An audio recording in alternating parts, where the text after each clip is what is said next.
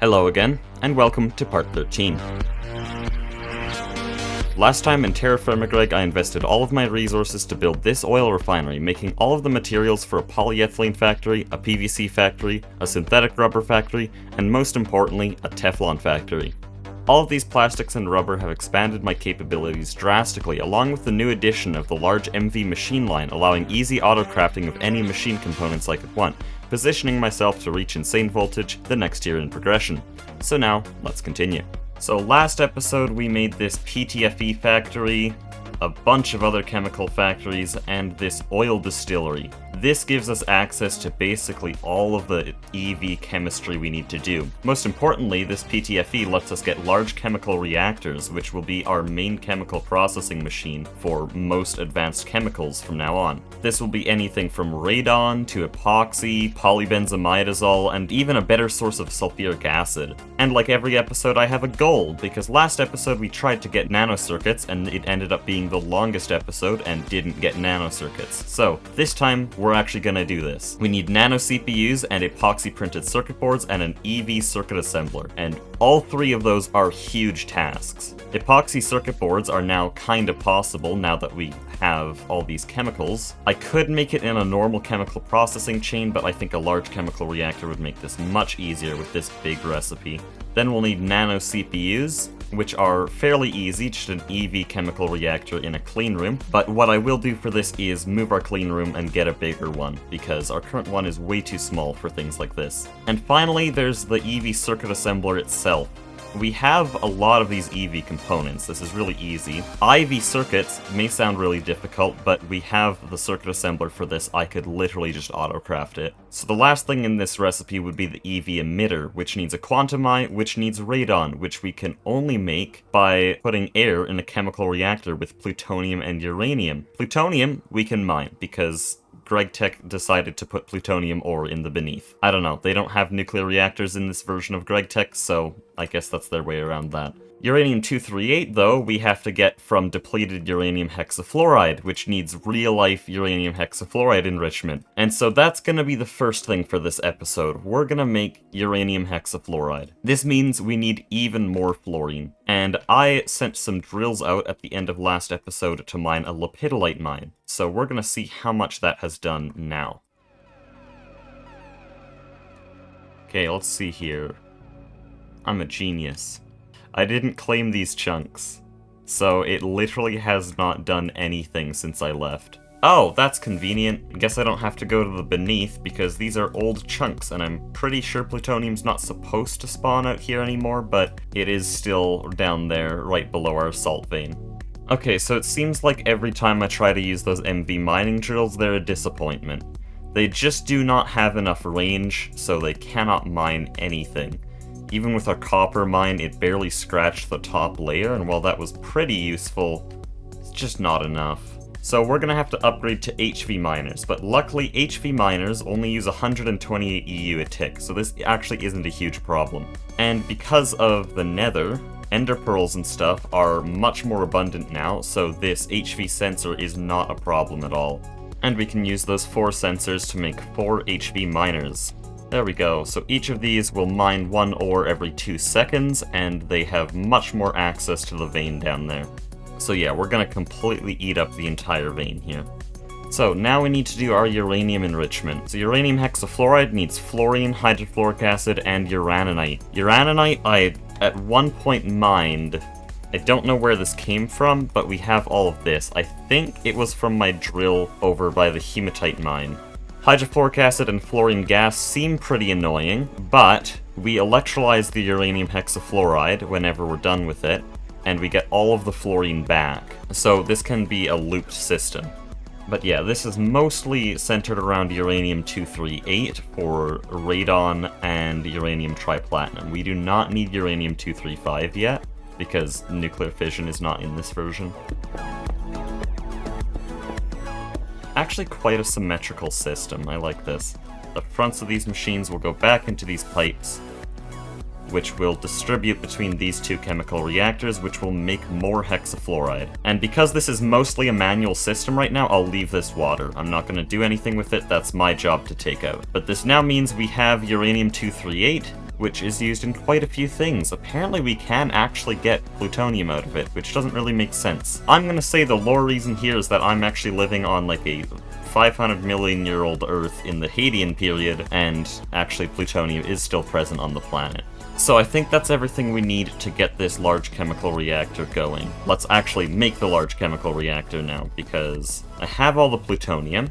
It's in this crate. Put on my hazmat suit for this.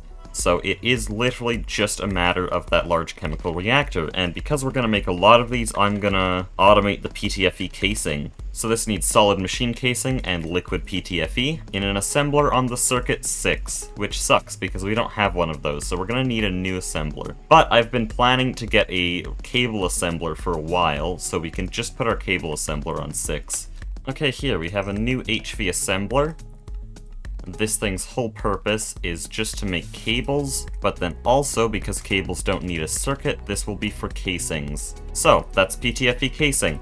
Now we need the control block, but I can control-click this to autocraft all the components I'm missing, except for that stainless steel rotor, and then just add an auto-crafting recipe for that. Modern AE2 has so much quality of life. That control-click and then just getting all of the auto-crafting recipes at once is so satisfying. There we go, large chemical reactor. We're gonna need an input hatch, an input bus, an output bus, and an output hatch. Just about as simple as a large chemical reactor can get, actually. So now we can finally start building. We need our copper-nickel coil, PTFE pipe casing, control block, input and output hatch, input and output bus, and I think the rest is just casing. This is a bit different than a steel boiler. So for our first recipe in this large chemical reactor, we're gonna make radon gas. Now I don't know exactly what the idea behind this recipe is, because we're just putting air through here with a bunch of radioactive elements.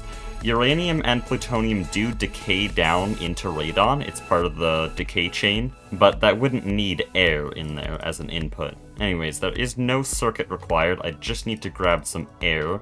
So in 200 seconds, we can make a circuit assembler, theoretically. I probably won't immediately. Before we get the circuit assembler, we're gonna have to either move or expand this clean room. I think we'll do 2 blocks in this direction and then 3 or 4 blocks in this direction. Okay, so the filter casing is done.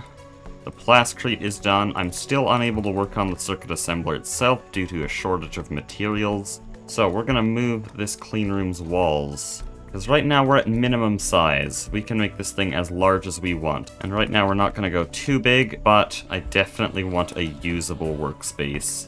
So we're going to expand our clean room roughly out to here.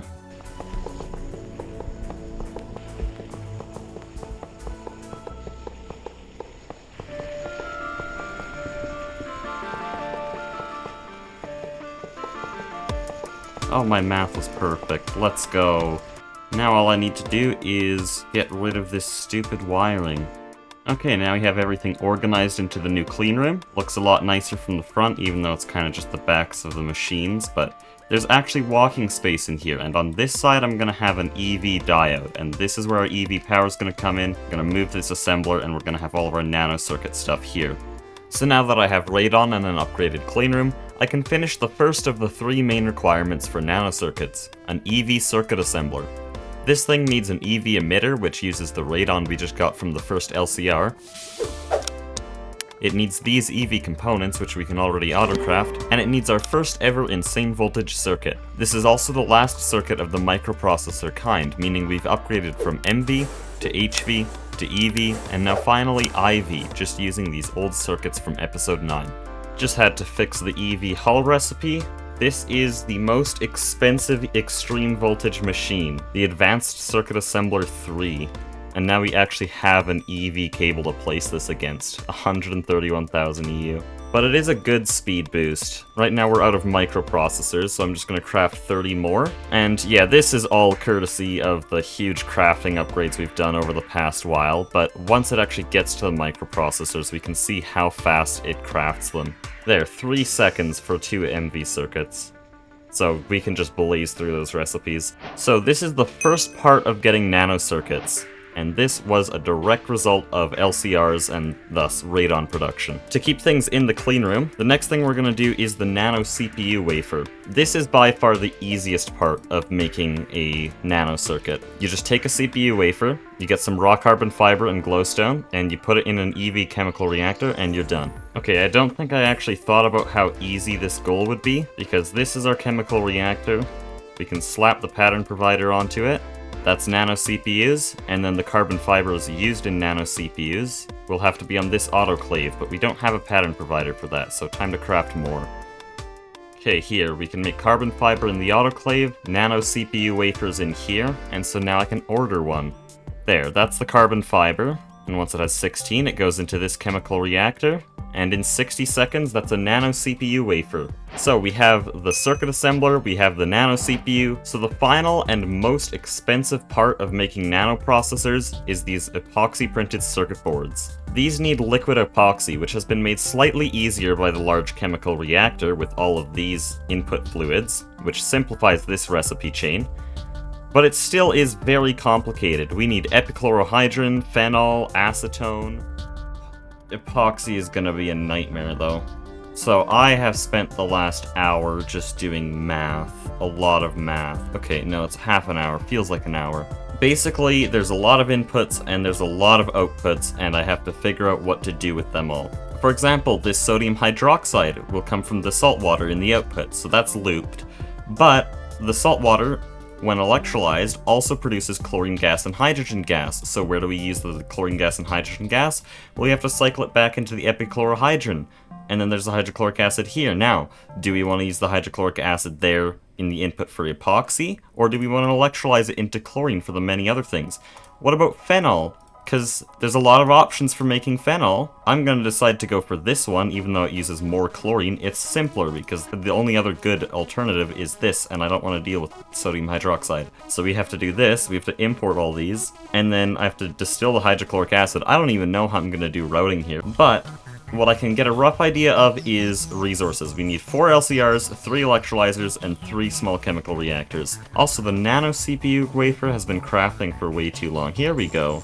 Oh, I got so caught up in the epoxy resin. Yeah, we're very close to getting nano circuits. Epoxy is gonna be very annoying.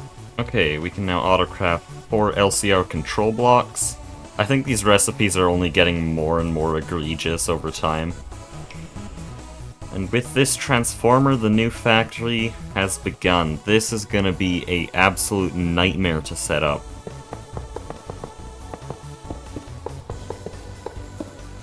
So I've built this setup after a lot of confusion. We're gonna see how it works though. So it puts epichlorohydrin there, it puts salt water there, and it puts hydrochloric acid there. Any items should go along here, and then I can filter it so that any chlorine and hydrogen goes out the front, and we have epichlorohydrin there. So epichlorohydrin is just one ingredient in epoxy. We still need phenol and acetone. Phenol and acetone, in my head, sort of go together, so we're going to build both of their LCRs at the same time. I don't have all the PTFE casing for this, but don't need it all yet. I just need to plan out these LCRs.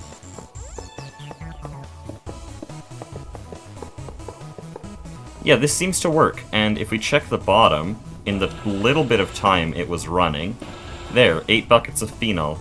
So this is where the factory's probably going to get even more messy, because there's our epichlorohydrin and there's our phenol. We're going to have acetone at the back here, and that's going to be our 3 pipes. That'll go into the bottom of the final LCR. So we can build that acetone LCR right now.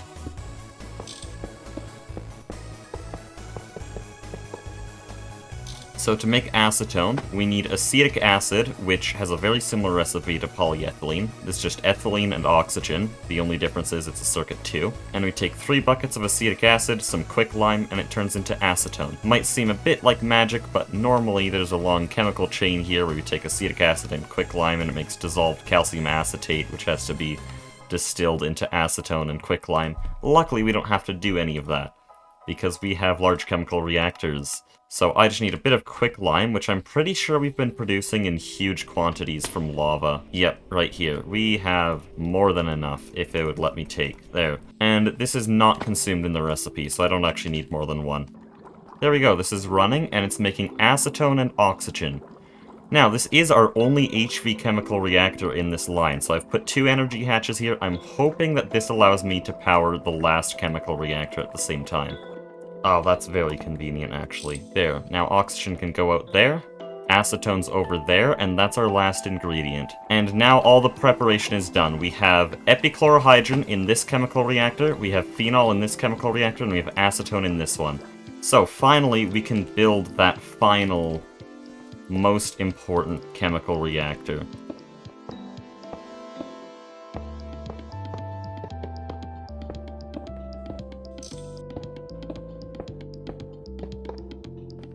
All the chemical reactors are running right now. If I connect this, I think the factory starts. No, we don't have a starting amount of sodium hydroxide. I'm scared, honestly. If this goes wrong, there's a lot of loss. There's a lot of things that I think could go wrong.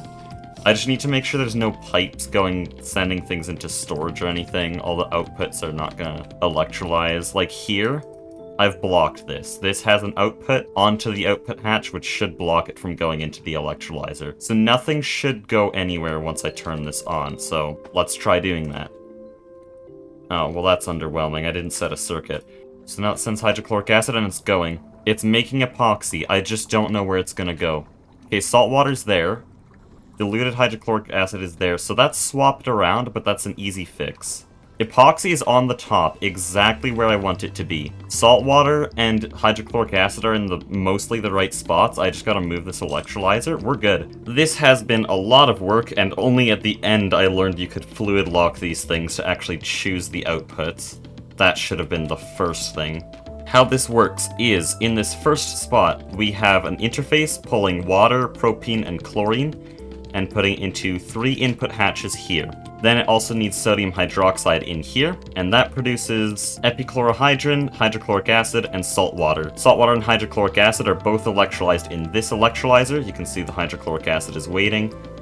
Hydrogen and chlorine go through this pipe, and the remaining sodium hydroxide goes back through here, meaning this is infinite. Then the next ingredient we need is phenol. Phenol is very similar to epichlorohydrin, except instead of propene, you need benzene, and also it doesn't need sodium hydroxide. Now, I'm using a method of making phenol that kind of loses out on chlorine, because phenol doesn't have chlorine in it. It shouldn't use chlorine, but this is sort of a catalyst or something. I'm not a chemist. And this makes a bunch of hydrochloric acid, which all has to be distilled to remove impurities, and then sent back through this electrolyzer. I should probably get another electrolyzer for this thing, because that is a lot for it to get through. Then the next ingredient is acetone, made with acetic acid, which needs ethylene and oxygen pulled from storage here. This makes acetic acid, which goes into that hatch, and acetic acid is turned into acetone and oxygen with quicklime. And the oxygen goes straight into storage, and the acetone is piped into our final chemical reactor, the actual epoxy chemical reactor. This thing takes acetone, epichlorohydrin, and phenol, and turns it into liquid epoxy, which we have in this drum here. And now I can finally add our storage bus and filter it.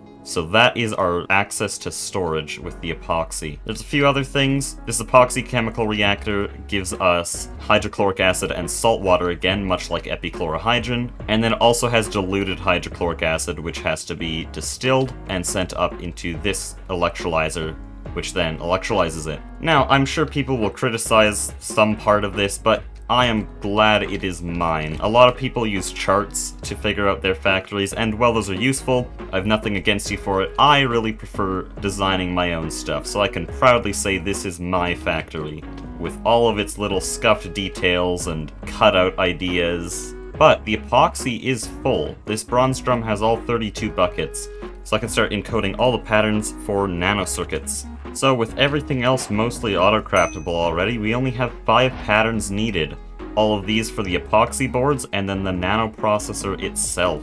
After 2 episodes dedicated to chemical processing, and the expanded cleanroom, and all these processing lines, we can finally craft 16 nano processors. And our factory is now fully capable. This only needs 8 epoxy sheets, which is just over a bucket of epoxy. It's making the epoxy boards here. We already made the nano CPUs earlier this episode. Gold and electrum foil are going to be the slowest part of this, because they take so long. So another change I made is I moved our circuit board recipes into the EV chemical reactor, because I thought that would be a bit faster, but here, it's actually making them now. Our first 2 nano processors. So why these things are good is not because they're an HV circuit. We already have the ability to make plenty of HV circuits, but it's the fact that they start at HV. With our microprocessors that we've been using this whole time, they start at MV and have to be upgraded to HV, but since these start at HV, they get upgraded without any loss to EV, and then to IV, you know, the new circuit we got,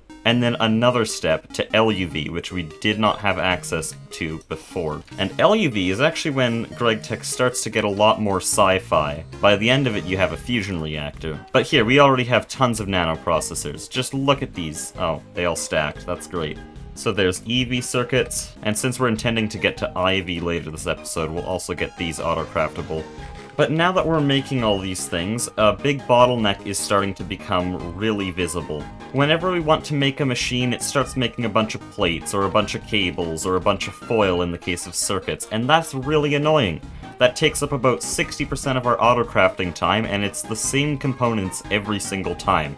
And there is definitely a way to fix this. If I get a bunch of machines down at the bottom of our base, and I just constantly make them craft like copper foils, copper wire, gold foil, copper cables, and they just constantly make a bunch of those things, then I'll always have a backlog of those items sitting around so that every crafting recipe is near instant. The thing is, a processing line of this size would very quickly take up our new factory building. We would need to have a new wire mill or bender, not for every type of component, like wires, fine wires, foils.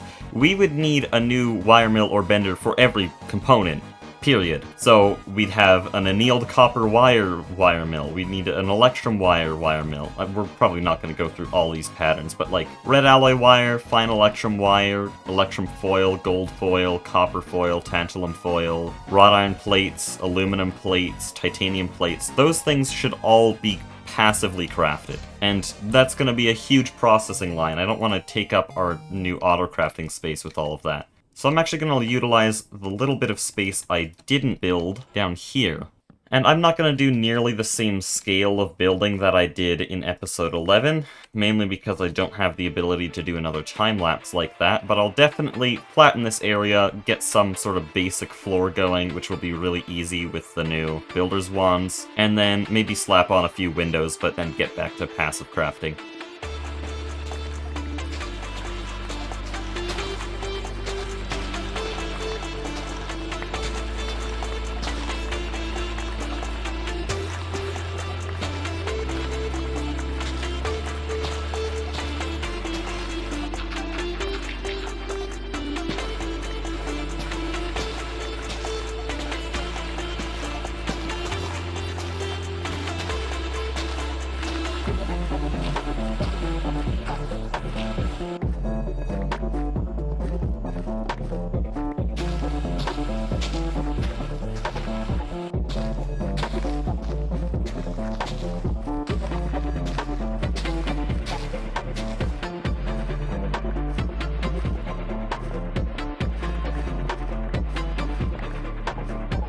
So already I've built up the entire floor, and because we already built the walls in the big building episode, I might just end the small building session here. We probably have to build a bigger base in IV anyways, and so when I'm doing that, I think I can flesh this out a bit more. I don't want a vital part of my base to be looking like this. This is already functional though, I just need to get a few light panels and we'll be good.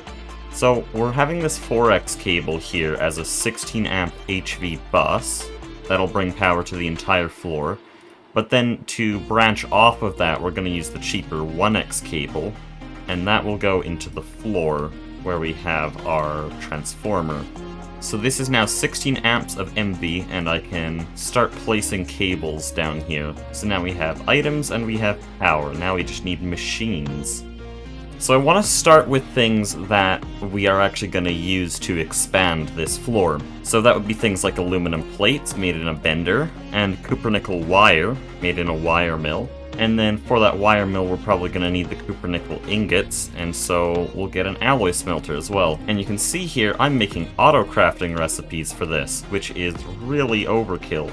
But we're going to have a lot of these machines, and I'd rather not craft them manually. And while we wait for all of these machines to craft, there's another kind of passive crafting I can do. Now, in the past, I have supported an entire base using this kind of passive crafting, and this was a horrible mistake because it eats your crafting CPUs. But when used in limited amounts, putting a storage bus and an interface together like this is an insane combo. Let me explain why. Crafting cards are an A2 upgrade that can be made with a basic card, 2 1K storage components, and a workbench. And these things allow interfaces and export buses to ask storage to craft what they're demanding. In our chemical factories, we often use the interface to import chemicals and stuff, but with this crafting card, we could ask this interface to import, I don't know, 32 microprocessors. And this crafting card will say, okay, we don't have 32 microprocessors, we can't bring that to the interface.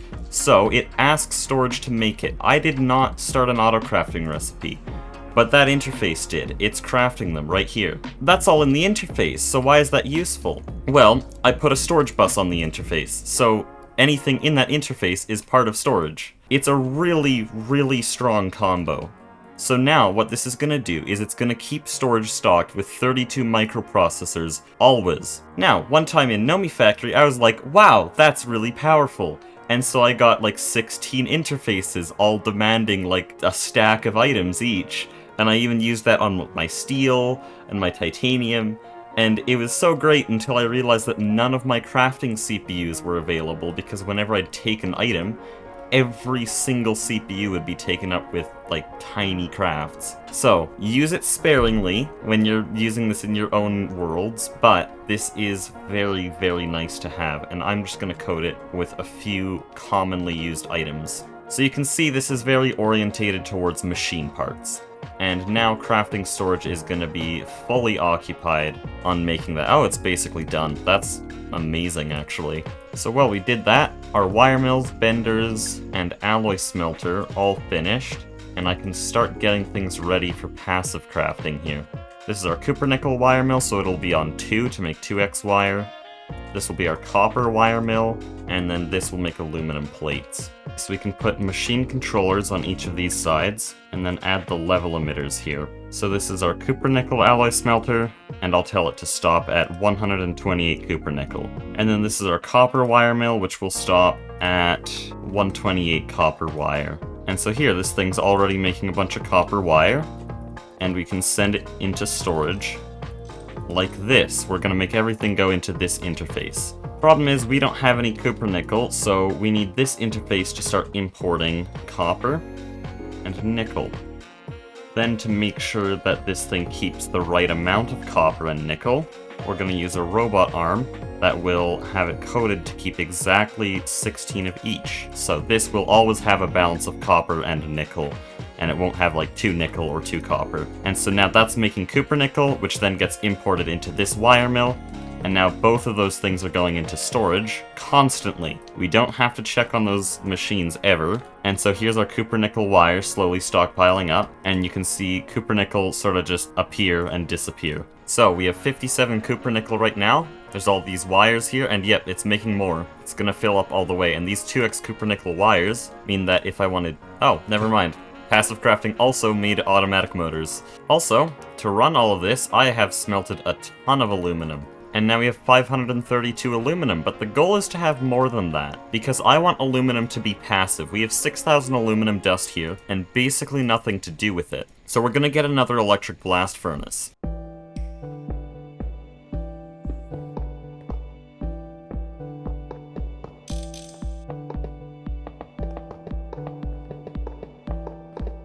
So we'll have aluminum dust in there, we'll have aluminum ingots out there, and then we'll have nitrogen gas in there, and nitrogen gas doubles the speed of the recipe. So then I can grab an interface, and because we're on new versions, we can import the aluminum dust, import the nitrogen, and export the aluminum ingots all in one machine, which used to not be possible.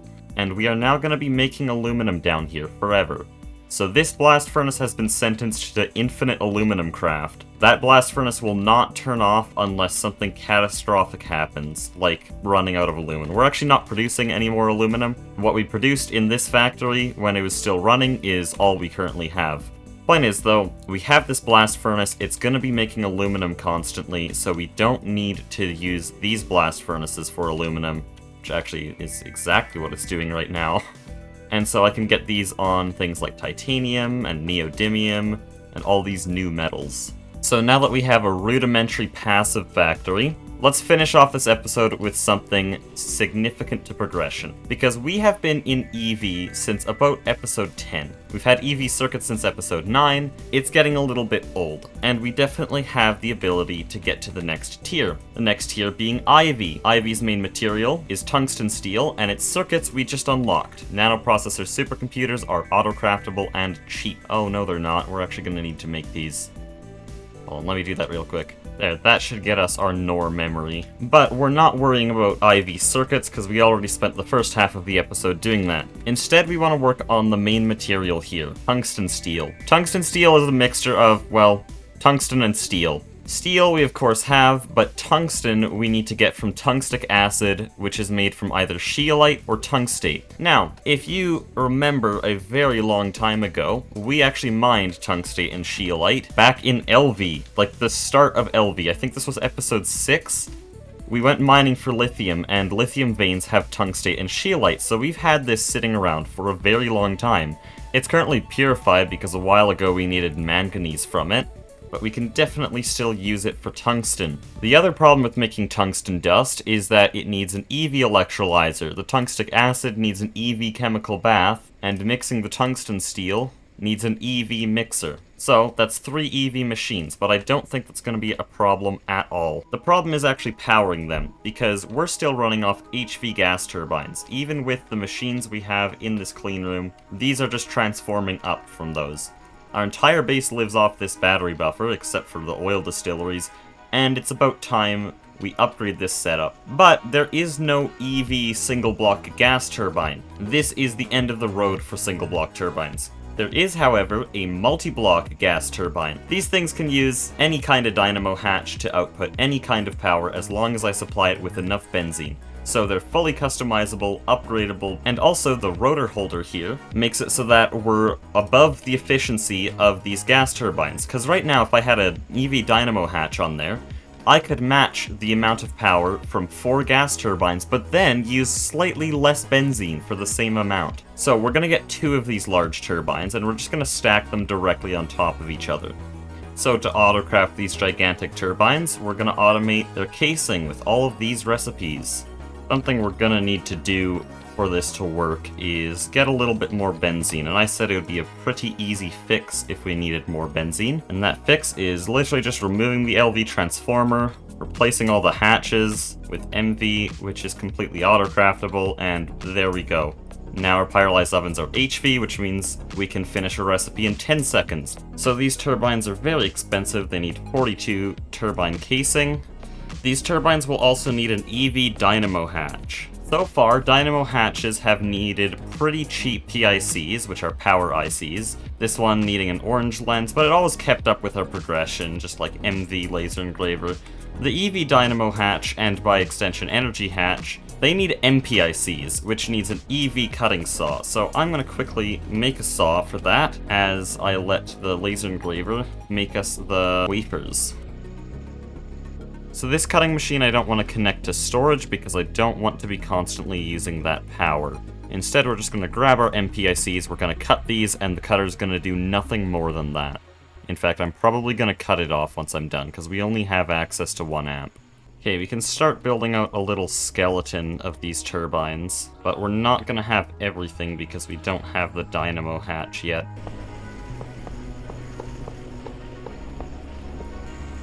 Okay, so that's just a little skeleton. We're gonna have maintenance and muffler hatches on the back, and then we have dynamo hatches on the front and the turbine back here.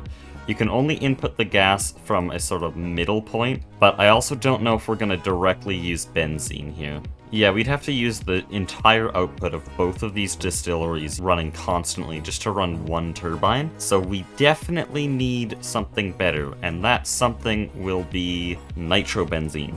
A lot of people have recommended using nitrobenzene, but the thing that's turned me away from it is the sulfur cost, because you need sulfur from sulfuric acid, and sulfur we don't have infinite. But I don't think this is entirely valid, because I would need 1 sulfur per 16 buckets of nitrobenzene, which would have the same power density as 64 buckets of benzene, which is like how much our oil refinery produces in an hour.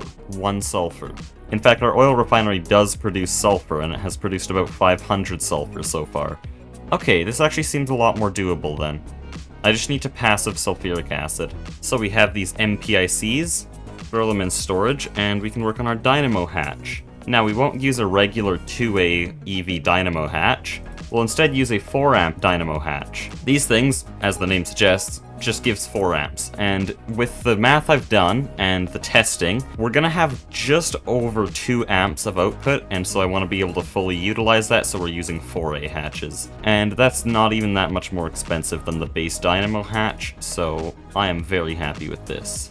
So I can just make all these components and craft the 2 dynamo hatches, and then just a little bit of extra cheap crafting to get the 4A hatches. Then we need the rotor holders, which need a ton of ultimate, and I've been crafting that for most of this time, so we're about halfway done. And while the ultimate is smelting, let's work on the rotors themselves. There are a lot of different rotors, all with their own stats. There's turbine efficiency on these rotors, basically a multiplier on how long each recipe takes, because turbines run recipes, they work like a machine. For example, in the simplest case here, steam has a recipe that takes 0.5 seconds to use 640 liters of steam over the course of 0.5 seconds. Turbine efficiency is a multiplier on this time while producing the same amount of power. The turbine power is a multiplier on the amount of power and the amount of fuel used. So I mostly want to focus on efficiency here, so I've gone for the rose gold turbine rotor, which has the maximum efficiency that we can get at this time, 170%. I was originally going for a more balanced approach with the chromium turbine rotor with these crazy stats, but that proved to be way too expensive, costing 164 chromium ingots, which we just don't have. But yes, most of the rose gold is already done mixing, and so I can throw it all in here, and that's already enough. So we can attach the muffler hatches on the back, put the dynamo hatches here since that's our power output. Rotor holders go here, gearbox on the inside, and finally the hatches and the control blocks. And these will dump out so much power. I'd estimate about 6 amps of EV power is gonna... No, wait, that's only with chromium rotors. With rose gold, we're just gonna get 4 amps of EV power. Speaking of which, those are also done. So I can get all 16 of my rose gold turbine blades, and then just make a little bit of magnalum, and we can actually make those rotors. Now these things don't have a lot of durability, but by the time they're dead, we will have things like tungsten carbide and tungsten steel, which will be a lot better. So now it shows it can have up to 6,000 RPM and has a turbine efficiency of 170%. But we can't run this because we do not have nearly enough benzene. So now we can go back to nitrobenzene. I assembled all of the materials needed for a large chemical reactor, and we're going to use this for nitrogen dioxide. And this nitrogen dioxide is used in nitric acid. Now I can just set this thing to import oxygen, and so over here we're filling up on nitrogen dioxide, and at the same time we've finally given a purpose to all of our nitrogen, so this factory's running again. Almost therapeutic, just sitting down at the end of the day, building a bunch of factories. And there we go, that's nitric acid already. That was actually really easy, just 2 machines. One of them is an LCR, but that's besides the point. And so this takes 6 seconds for 2 buckets, which is actually really overkill. This whole system does not need to be that fast. A lot of you probably already know this, but I'm gonna do GTNH once I pass 70,000 subscribers. It used to be a goal to pass threefold since he was doing GTNH, but now he's more of a vanilla YouTuber, so that really doesn't make sense as a goal anymore. I'm not actually that scared for GTNH. Because if building this factory for the past 30 minutes has been actually really fun, how will it be for 4,000 hours? I have some ideas to make the playthrough fun, and I won't focus my channel on it. I'll probably do limited editing for most of the videos, and then have like more condensed of my high-quality videos to summarize large sections of the playthrough. Anyways, we're just waiting on a little bit of benzene, and we'll have nitrobenzene. So I'm just gonna grab a few more pipes, and we can connect it up to these hatches. So this was a pretty simple factory. We just get sulfuric acid, water, oxygen, and nitrogen from here. The water and oxygen take this pipe to go into this chemical reactor and this distillery. This thing makes nitrogen dioxide, which is mixed with these to make nitric acid, mixed with the sulfuric acid to get nitration mixture, and then that's mixed with the distilled water and the benzene to get nitrobenzene. This system will only scale up. Right now we're going to use it for just a limited part of our base, but eventually it'll be our only fuel. There's a slight problem though, and it's how these gas turbines work. They take a long time to speed up. They slowly build up rotor speed and then produce a bunch of power. If we only get tiny bursts of nitrobenzene every few minutes, it won't be producing a lot of power. So suddenly it's a benzene problem again, so I'm going to autocraft some extractors and distilleries to upgrade our current benzene system. So that will be done with these patterns. This is a shining example of why you should give your factories a ton of breathing room and room to expand, because I was able to plop down this entire new benzene expansion that literally doubles our output in a whole 5 minutes. So that's just double benzene now. Pyrolyzed ovens can run more often, and we have way more benzene. And yes, it has run 2 nitrobenzene recipes. And this means we have EV power, a proper amount of it. Like, these things are gonna start filling up, and we're gonna have so much. And it's speeding up, 210 EU. This thing stopped because the dynamo hatch is full.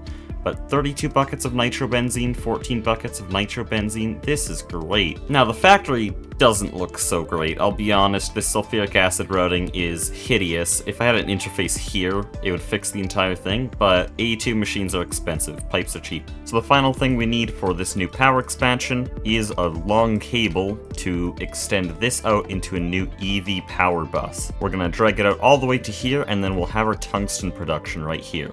So this will use 80 aluminum to get 20 8x aluminum cables, but we have stored up styrene butadiene, we have stored up PVC, and so that's actually really easy to do. So the final goal of this episode is tungsten steel, the main material for IV machinery. This stuff makes up all the hulls and robot arms and motors of all the IV machines, so we will need a lot of tungsten steel, and we don't have tungsten yet. And that is because of the tungsten dust itself, which needs to be electrolyzed at EV from tungstic acid, and tungstic acid comes from scheelite and hydrochloric acid. So for this factory, we're going to need 2 EV electrolyzers and 2 EV chemical baths. The chemical baths are way more expensive, needing conveyors, and we don't actually currently have enough Canthal for that. Chemical baths will also need EV pumps, which we'll autocraft with these recipes. And then here's our 2 chemical baths, along with an MV chemical reactor for some acid recycling.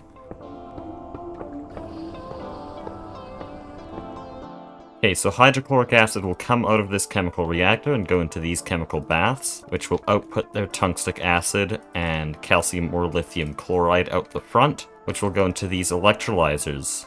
And now we just need a starting amount of chlorine and hydrogen. And we actually have a lot of chlorine and hydrogen due to saltwater electrolysis. So we're just going to saturate this chemical reactor with the stuff. But this means hydrochloric acid goes in there and it starts filling these chemical baths. I need to make sure this system is fully saturated though, because otherwise we'll only have 1 chemical bath running. So this washes 7 tungstate at a time with hydrochloric acid, and that goes into these electrolyzers to be electrolyzed into tungsten, oxygen, hydrogen, chlorine, and calcium in these 2 dusts. And those all left now. Any hydrogen ends up back in this chemical reactor, same with all the chlorine. Oh, we're out of power. Oh, right, these turbines have to spin up. Right now they're only at MV. Yeah, that's not going to be running. Yeah, we're going to need a battery buffer to handle these turbines, but I am starting to buffer nitrobenzene. We have 339 buckets, which means this might actually be a very viable fuel source. Like, we're making tons of the stuff. So that is all of our tungsten. I know it's kind of tragic. We only have 9 tungsten, but it is enough for a little bit of tungsten steel, a single machine hull. I was hoping we'd get a lot more because there's the Advanced Large Miner 3, which is mostly in reach. We have the assembler, we have the circuits, we have all the EV components. It just needs some tungsten gears. That needs 16 tungsten. We have 9. But hey, I like having concrete goals for each episode, so we're still gonna finish this off with tungsten steel. And that needs an EV mixer, the final machine. So we can autocraft all those components. A lot of them are very simple and actually just finished. Some of them aren't so much, though this one is actually just waiting on foil. Never mind. We haven't had a proper EV machine presence in the base, like we've had a little bit in the clean room. But this is our first properly organized machine line. And with this recipe, we will officially enter IV. Here we go! Tungsten steel. So nanoprocessors give us our IV circuits, and tungsten steel gets us our IV machine hulls.